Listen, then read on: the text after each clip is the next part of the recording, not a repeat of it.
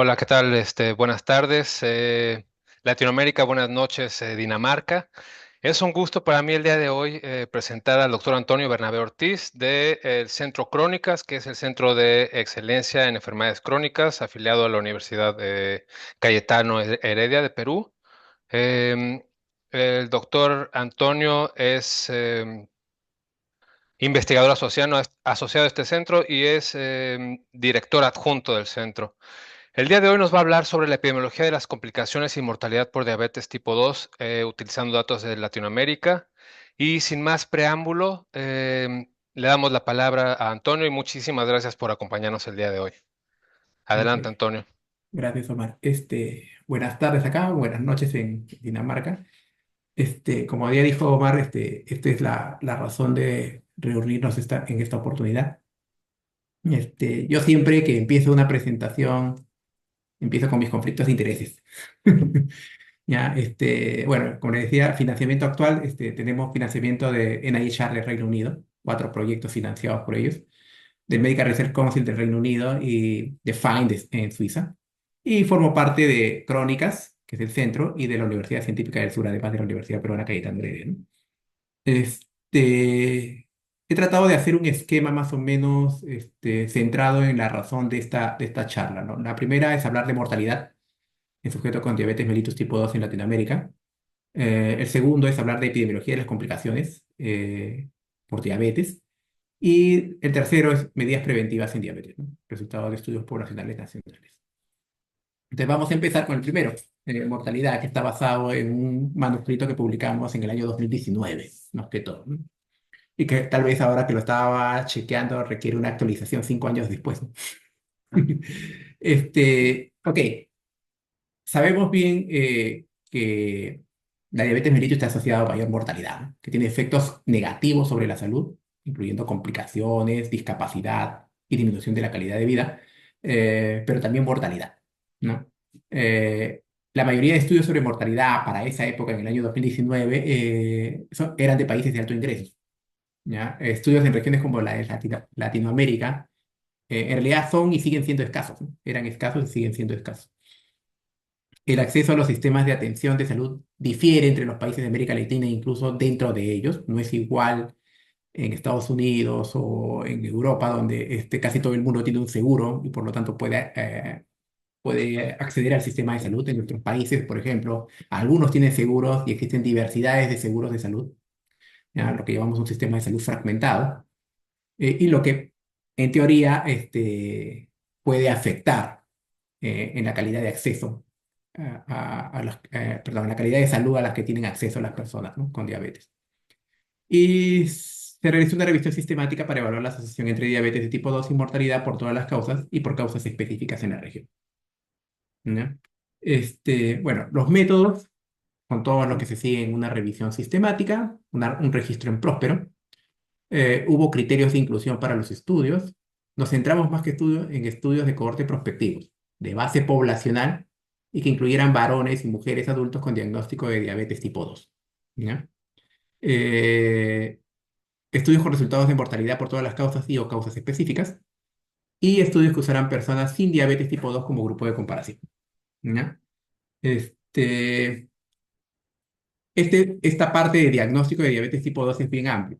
Como se sabe, la forma de hacer diagnóstico puede ser muy variada, pero nosotros tratamos de centrarlos en aquellos que tenían diagnóstico por autorreporte, o sea, que decían que tenían el diagnóstico, estudios donde los participantes eran aquellos que sabían de su diagnóstico previo de diabetes, y otros donde había el diagnóstico combinado, ¿no? Tanto por autorreporte como por medidas objetivas, especialmente glucosa en ayunas, pero cualquiera de los otros marcadores que existen. ¿Ya? La búsqueda se realizó desde el inicio de las bases de datos hasta el 30 de octubre del 2018 y se usaron Scopus, Medline, Embase, Global Health. Los últimos tres a través de OBI y Lilac, un motor de búsqueda para estudios de la región. Este, Como siempre, en todas revistas sistemáticas, es evaluaciones independientes de los títulos y de resúmenes. Nosotros utilizamos un software que se llama Ryan, que es gratuito y que usa un web browser y es más fácil, con el cual es más fácil interaccionar y colocar la información ahí y marcarla. Eh, Similar evaluación para los manuscritos completos, es en la segunda fase, donde ya has decidido cuáles son los títulos que vas a entrar. E igual se hizo una evaluación completa de los manuscritos y se hizo en forma independiente. El riesgo de sesgo de cada estudio seleccionado se evaluó siguiendo los criterios de Robbins, porque eran estudios de cohorte, estudios observacionales.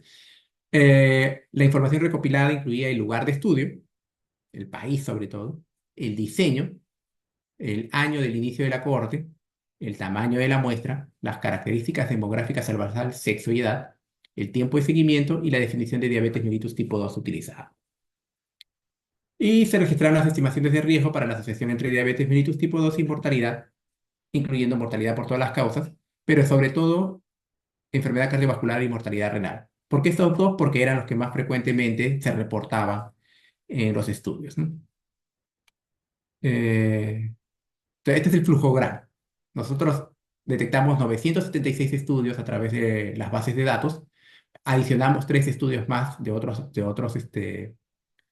orígenes o de otras partes, para hacer un total de 828 cuando se removieron los duplicados. ¿Ya? Y de esos se excluyeron 801. Nos quedamos con 27 para una evaluación completa del manuscrito, ¿no? Acá están las razones por las que se excluyeron los 10 de estos 27 y solamente nos quedamos con 17 para la evaluación cualitativa y solamente 14 para metaanálisis. ¿M? Entonces, este es el flujograma que usualmente se reporta para las revisiones sistemáticas. ¿Cuáles eran las características de los estudios incluidos? Bueno, un total de 416.821 sujetos, ¿no? Uniendo los 14 reportes para la síntesis cuantitativa. Un estudio inició en 1976 y 1978, o sea, era bastante antiguo, y 6 de los 14 estudios empezaron a partir del 2000 para adelante. 11 estudios basaron sus estimaciones en el diagnóstico autorreportado de diabetes mellitus tipo 2, o sea, solamente en eso. Y mientras que 6 utilizaron una definición compuesta autorreportado y con glucosa sin ayuno. ¿Ya? Eso te dice más o menos que la calidad de la información no es 100% buena, ¿no? O sea, tú tienes a- a pacientes con diabetes, sí, pero autorreportada en la gran mayoría de estudios. Y todos los estudios fueron de calidad moderada, principalmente porque no se reportó adecuadamente las tasas de abandono del estudio. Ninguno mostró un alto riesgo de sesgo en ningún dominio. ¿Ya? O eso es utilizando el Robbins, como les había dicho. O sea, estos son los resultados. Acá hay dos metaanálisis en global. El primero, que es estudios basados en autorreporte de diabetes, que muestra un estimado agrupado de 2,49, o sea, 2,50 casi. Y el otro usa la definición de diabetes compuesta, ¿no? Tanto autorreportada como el uso de evaluaciones de laboratorio, que muestra un resultado conglomerado agrupado, perdón, de 2,26.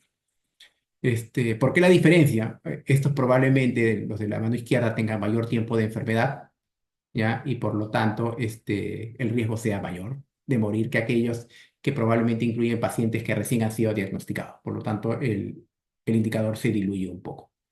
Sin embargo, alguien podría decir, no es tan diferente, ¿no? 2,50 o 2,26 están por ahí. Es más del doble de probabilidad de morir por tener la enfermedad, comparado con no tenerla, ¿no? Algo que nos llamó mucho la atención en este estudio fue la mortalidad por todas las causas en adultos jóvenes, ¿no? Llamamos adultos jóvenes a aquellos que están en menos de 60 años de edad, ¿no? De 35 a 59 años. Y en ese caso, solamente se encontraron 3 estudios que tenían esta característica y la mortalidad era de 3,15. O sea, si la mortalidad global era 2,5 o 2,2, la mortalidad para aquellos que son adultos jóvenes era 3 veces mayor, si es que tenías diabetes en esta edad, ¿no? En este grupo de edad. Eh, y por mortalidad específica, solamente nos enfocamos en mortalidad cardiovascular y mortalidad renal, como dije, y la mortalidad cardiovascular es 2,76, ¿no? No está tan lejos de lo que cualquier participante con diabetes o paciente con diabetes podría tener de riesgo para morir por todas las causas, ¿no? Sin embargo, en el caso de mortalidad renal, el indicador, perdón, fue de casi 16, ¿no? A 16 veces más riesgo de morir. Sin embargo, este estudio solamente se basa, este resultado de metaanálisis solo se basó en 2 estudios, ¿no? Ambos mexicanos, si mal no recuerdo. Entonces, hay ahí puede haber algún tipo de sesgo justamente por esta razón. Sin embargo, yo diría que es muy probable que ese sea el indicador real, ¿no? ¿Cuáles fueron las conclusiones de este trabajo sobre mortalidad? Usando la evidencia de estudios de cohorte prospectivos de base poblacional, este trabajo ha identificado un mayor riesgo de mortalidad debido a diabetes tipo 2 en comparación con los países de alto ingreso, ¿no? En varios países el riesgo está cercano a 2. Nosotros estamos por encima de eso, ¿ya? Nuestro estudio encuentra brechas de información en otras causas de muerte, por ejemplo, enfermedades infecciosas, ¿ya? Y aunque existen algunas, no existen tantos reportes para asegurar la estabilidad de los resultados. Ya con dos, como dicen que en mortalidad renal estamos teniendo problemas de estabilidad, imagínate basarse en solamente un resultado. Sin embargo, la asociación existe. Incluso en un estudio previo que hemos realizado, una revisión sistemática también, diabetes está asociada a mayor probabilidad de tener infecciones de tipo resistente, o sea, que sean resistentes a los antibióticos usuales, ¿no? Entonces, por ahí hay como un lugar donde hacer más estudios para chequear eso, ¿no? O verificarlo. Y se debe considerar estimación de riesgo de mediciones objetivas, ¿no? Glucosa en ayunas o hemoglobina glicosilada en lugar del diagnóstico autorreportado. Nosotros lo hicimos porque era nuestra primera exploración eh, para ver esta asociación. Y como dije, encontrar 17 y hacer el metaanálisis con 14 estudios solamente. Sí, 14 estudios son importantes, ayudan a entender el esto, pero no son suficientes. Incluso la información capturada no necesariamente es representativa de todos los países de América Latina. Hay algunos países como México que tienden a hacer muchos más estudios de este tipo que otros países, ¿no? Entonces, hay mucho ahí que hacer todavía para entender mejor esta asociación entre diabetes y mortalidad. Sin embargo, como dije, los resultados son concluyentes y demuestran una asociación existente, ¿no? Ok, entonces, ese es el primer estudio, el que tiene que ver con mortalidad. Ahora pasamos a la epidemiología de las complicaciones. Eso lo he basado en dos trabajos de investigación, uno que tiene que ver con neuropatía diabética periférica y otro que tiene que ver con retinopatía. ¿Ya? Ambas también igual son revisiones sistemáticas. Entonces están ahí las características, ¿no? Dos revisiones sistemáticas, la primera para evaluar la prevalencia e incidencia de neuropatía periférica en pacientes con diabetes en la región, 29 estudios para estimar la prevalencia, con un total de 8.139 participantes, mientras que solo dos, con 435 participantes, para estimar o tener una idea de la incidencia de neuropatía diabética periférica. Y la segunda revisión sistemática también para evaluar la prevalencia e incidencia de retinopatía en pacientes con diabetes en la región, ¿no? 43 estudios de prevalencia y solo un estudio de incidencia. Y aquí están los Ns de cada uno de los estudios que fueron incluidos en el análisis. Entonces yo me voy a enfocar más en la prevalencia porque existe una mayor sustancia que mostrar que la incidencia, ¿no? Que es el hallazgo de uno o dos estudios solamente. Eh, Te vamos a hablar de neuropatía diabética periférica, ¿ya? Igual, el diagrama de flujo, el flujograma nos muestra el número de artículos o de títulos y astras que fueron encontrados al inicio y con cuántos nos quedamos al final para el análisis, ¿no? 29 en total. Y de esos 29, la distribución es clara, ¿no? Hay un estudio en Cuba, 7 estudios en México, 14 en Brasil, uno en Ecuador, 4 en Perú y uno en Uruguay. Nada más. No hay representación en Argentina, Chile u otros países, ¿ya? Muchos de estos estudios no son estudios poblacionales, son estudios lo que llamamos estudios hospitalarios, ¿no? Que fueron llevados a cabo en un hospital específico o en un centro de salud específico, ¿ya? Y eso trae un problema. Es muy probable que los pacientes que acudan a los hospitales tengan mayor tiempo de enfermedad y por lo tanto una mayor prevalencia de cualquier complicación que queramos medir. Pero al menos nos sirve para tener una idea, de cómo está. Ujú. Entonces, cuando vemos los resultados, nosotros vemos dos tipos de resultados, ¿no? La prevalencia del conglomerado del total de estudios agrupada es casi 50%, 46,5%. Perdón, 46,5%, ¿no? Como les dije, el N era 8.139, 28 estudios y el grado de evidencia es muy bajo. Muy bajo justamente por esto, porque los métodos para medir neuropatía diabética periférica no son similares, ¿ya? Hay diferentes test y por lo tanto hay cierta heterogeneidad en los resultados obtenidos. Es uno. No todos los estudios son poblacionales, la gran mayoría en realidad son estudios hospitalarios y eso también trae un problema de sesgo, ¿ya? Además de otras razones que disminuyen el grado de evidencia que esto. Pero como paso inicial para entender en dónde estamos en neuropatía periférica o neuropatía diabética periférica, sí es importante este estudio.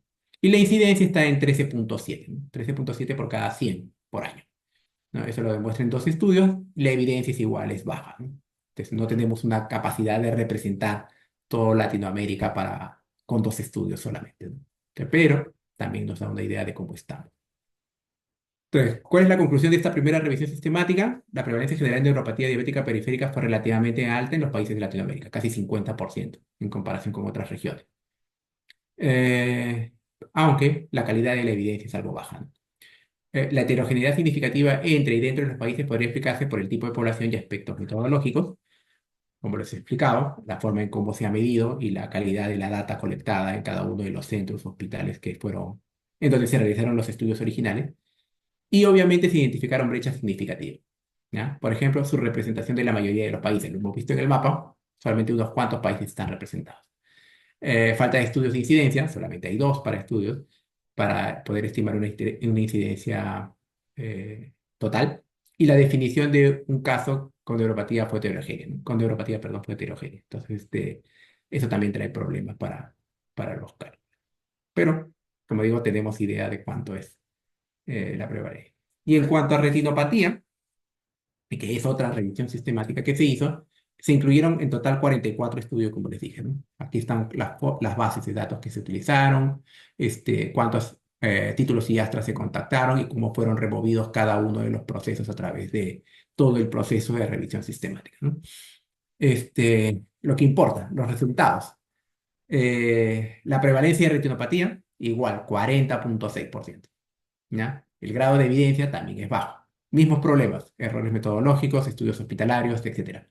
A pesar del tamaño muestral que no es diseñable en 9 estudios, este, esta prevalencia es en diabetes tipo 1, por cierto. Eso es lo que me olvidé de decir, ¿no? Que a diferencia del estudio de neuropatía, aquí sí se pudo estimar la prevalencia de retinopatía para cada uno de los tipos de diabetes de interés, ¿no? Entonces, pero ambos resultados son bastante cercanos, ¿no? Es 40.6 y en diabetes tipo 2 es 37.3 la prevalencia total, ¿no? Un mayor número de pacientes, un mayor número de estudios, pero la evidencia en el sistema GRADE sigue siendo bajo, ¿no? Entonces, igual, 4 de cada 10 diabéticos que tengan retinopatía o algún grado de retinopatía puede ser un indicador importante en nuestro sistema de salud. 2 de cada 5 pacientes pueden tener retinopatía diabética en América Latina, pero la evidencia es muy incierta, muy baja certeza de la evidencia. La prevalencia de retinopatía diabética fue relativamente alta en comparación con otras regiones y se requieren estudios de prevalencia e incidencia basados en población general y con buena calidad en nuestros países para lograr una estimación con mejor validez externa y certeza de la evidencia. Hasta ahora, los 3 estudios que se han mostrado, si bien es cierto, dan resultados que alarman, y que son un paso inicial para entender el problema de mortalidad y el problema de complicaciones en pacientes con diabetes en Latinoamérica, no son concluyentes. Sin embargo, yo creo realmente que el estimado probablemente no se mueva tanto lo que estamos mostrando, ¿no? Y el último estudio tiene que ver con medidas preventivas en diabetes, ¿no? ¿Qué hicimos en este estudio en especial? Eh, ya sabemos que la retinopatía y la neuropatía, si no se detectan y se tratan, pueden provocar ceguera, complicaciones, amputaciones, infecciones, pie diabético, etcétera, etcétera. Además de las consecuencias socioeconómicas adversas en paciente, en las familias y en el sistema de salud, ¿no? Entonces, además de un control metabólico adecuado, se recomiendan exámenes de ojos y pies a todos los pacientes con diabetes para la detección temprana, tanto de la retinopatía como de la neuropatía. Y existen guías internacionales que nos ayudan a entender, sí, mira, la neuropatía debería evaluarse al menos cada año, la retinopatía al menos cada 2 años. Entonces, tendremos un mapa conceptual de cómo deberíamos hacer el seguimiento a un paciente con diabetes. Sin embargo, se desconoce en gran medida si las personas con diabetes en América Latina cumplen con las recomendaciones, ¿no?, de cuidado preventivo de ojos y pies. Entonces, ¿qué hicimos en este estudio? Cogimos las encuestas de salud nacionales, aquellas que de alguna manera ven enfermedades no transmisibles, ¿no? Y ahí están especificadas cuáles son las encuestas y cuáles son los países que se involucraron en este estudio. Yo soy peruano, por ejemplo, y Perú no está. Perú no tiene una encuesta para enfermedades no transmisibles, ¿no? Tiene una encuesta nacional demográfica, sí, donde se han ido añadiendo algunas cosas relacionadas a enfermedades no transmisibles, sí, pero no tiene una encuesta de enfermedades no transmisibles per se. Entonces, lo que se hizo es que se tomó la última encuesta, o la más actual disponible en estos países para poder utilizarlas en el análisis que vamos a hacer. ¿Por qué? Porque todas estas encuestas contenían, de alguna forma, ciertas enfermedades no transmisibles, entre ellas diabetes y un diagnóstico apropiado de diabetes, y además se hacían preguntas específicas acerca eh, eh, ¿cómo digo?, de la evaluación cotidiana que se le debe hacer a los pacientes diabéticos, ¿no? Entonces, cada encuesta sigue un diseño de muestreo de múltiples etapas, con cuestionarios y mediciones clínicas, antropometría y presión arterial en una muestra de la población general para hacer inferencias a nivel nacional. Entonces, como ustedes saben, estas encuestas se aplican a toda la población, no se hace solamente en diabéticos, pero de esa población se detectan pacientes diabéticos y en ese grupo es donde hemos trabajado para hacer este artículo, ¿no? Si había más de una encuesta por país, solo se incluyó la más reciente y el análisis se restringió a encuestas de dominio público, ¿no? Encuestas abiertas. Se estudió los datos de varones y mujeres de entre 25 y 64 años. La población del estudio incluyó solo personas que informaron haber sido diagnosticadas con diabetes. Esta restricción se hizo porque se esperaría que las personas con un diagnóstico de diabetes se sometieran a exámenes regulares de ojos y pies por parte de su atención habitual, ¿no? Si alguien es recientemente diagnosticado de diabetes, probablemente no sigan esas pautas, ¿ya?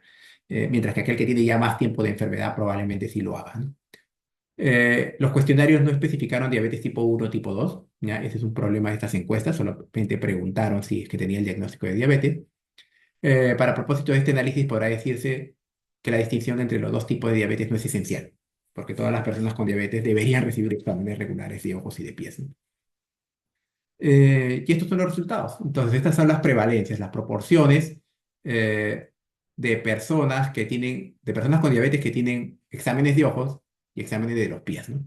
Entonces, si se dan cuenta, en los exámenes de ojos solo Brasil Chile, perdón, y las Islas Vírgenes Británicas exceden el 50%, ¿no?